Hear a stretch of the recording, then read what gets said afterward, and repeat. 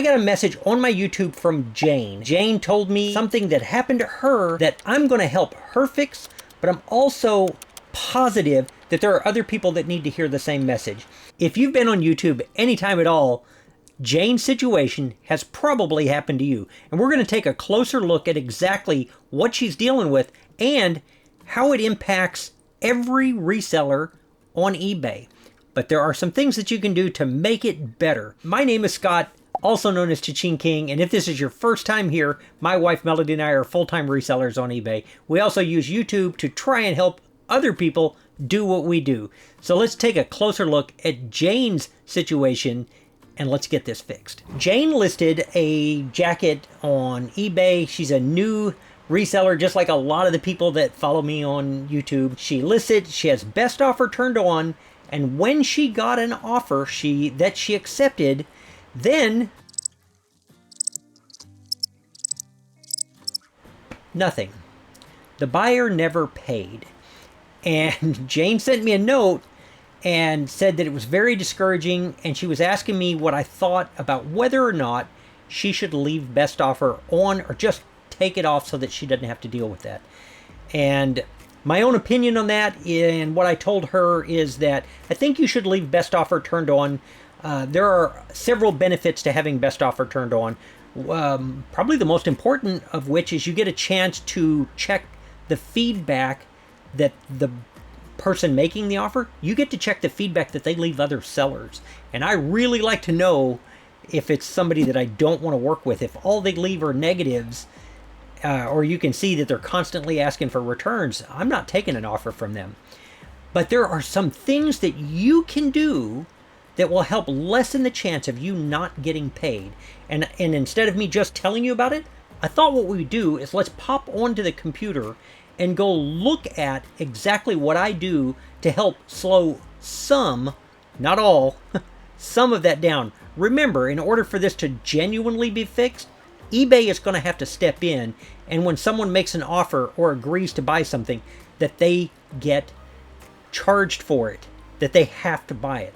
But that isn't today. Today, I'm going to show you some things that you can do that will make that a little bit better. So let's jump over to the eBay Seller Hub and take a look at those things. So this is my eBay Seller Hub for ChaChingKing. This is not my main account. This is the one that I use primarily to teach with. But let's scroll down. Your boxes may be in a slightly different order. I keep my tasks at the top left because that's where, if I have something to ship out, that it'll show and things like that. But we're going to scroll down here to my shortcuts. And in my shortcuts, I'm going to go to where it says block bidders. And let's talk about what this is. This is a really, really important page that I'm not sure that new sellers to eBay know where it is. The first one I want you to see is the block buyer list. If you click on this, and you'll see this page opens up. If you get somebody that doesn't pay you, or if you've had somebody return an item and you know it wasn't legitimate, that this is not somebody you want to work with again, you can enter their username on here and then click submit, and then they can no longer bid on your items. There's a couple of other things that I want to show you on this block bidders page. So let's cancel out of here. Whoop, it took me back. I need to remember that. It doesn't take you back to this page. So on a buyer exemption list, I could add somebody that I've previously blocked that I'm going to allow to bid for one reason or another. I don't normally do that. Like if I blocked them, like I want them out of my life. But right here, buyer requirements. This is really, really important, and it's the main reason for this video. So let's look carefully at this. The first one I always check. It says block buyers who caused 2. Now you can't put 1. 2 is the lowest number that will go in there. You don't get to enter any, but 2 cancellations of unpaid items within, and here the default, or at least for me, has always come up 1 month. I'm not interested in 1 month. I don't want people that aren't buying items. So for me, I might put 6 months. And that means if they've had 2 within the last 6 months, they can no longer bid on my items. I could easily put 12 months. So it depends upon how strict you want to be with it.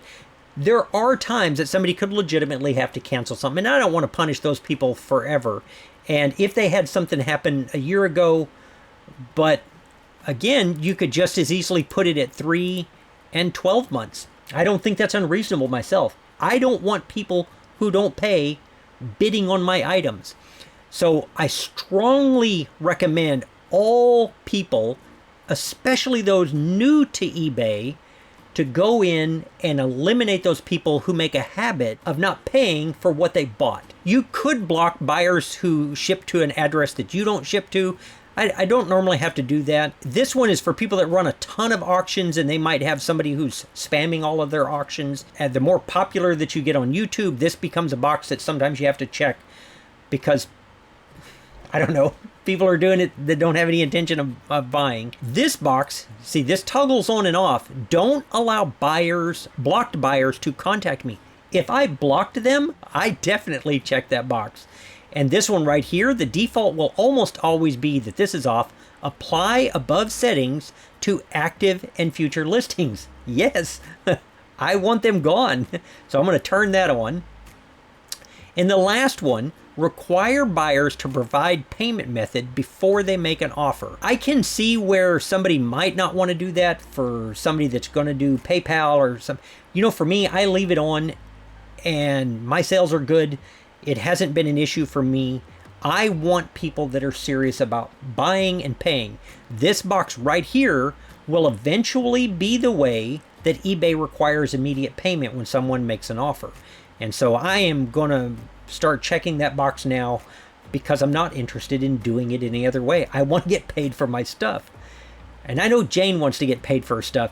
And here's the thing. You know, Jane asked the question, the reason I turned this into a video, I know other new eBayers have the same question, like, dadgum, you know, I go through all the trouble of making the listing and the photographing and finding this item, and I get it up there, and then somebody ties my item up for the better part of a week, and they just walk away. So for me, I think this is a really important page.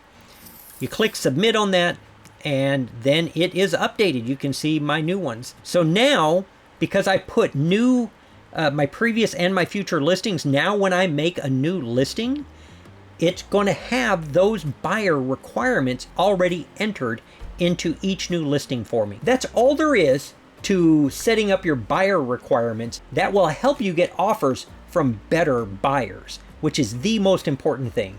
I have so many new eBayers on here, and y'all's support has really helped the channel grow. I appreciate it. If you think that you found value in this, hit that subscribe button down below. Make me a comment. Let me know I'm making a difference. And that's it for this one, and I will see you soon on the next one. Bye.